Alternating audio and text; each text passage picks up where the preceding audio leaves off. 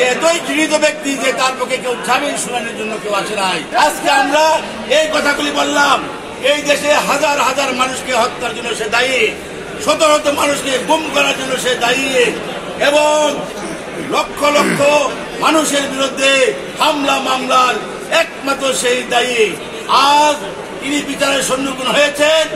আমরা মাননীয় আদালতকে বলেছি যে দ্রুত চার্জশিটের ব্যবস্থা করে তাকে বিচারের আওতায় এনে সর্বোচ্চ শাস্তি আমরা মাননীয় আদালতের কাছে কামনা করেছি দ্রুত সময়ের মধ্যে। এতই ঘৃণিত ব্যক্তি যে তার পক্ষে কেউ জামিন শুনানির জন্য কেউ আসে নাই। মাননীয় আদালত উনি উনার সমাপ্তি বক্তব্যে বলেছেন যে যেহেতু রিমান্ডের আবেদন নাই, জামিনের আবেদন নাই, আপনাদের বক্তব্য শুনেছি, আপনাদের যে গণতান্ত্রিকভাবে যে আপনারা তাকে কোনো ধরনের তার প্রতি ফিজিক্যাল অ্যাসাল্ট করেন নাই, এই জন্য আপনাদেরকে ধন্যবাদ জানাচ্ছি।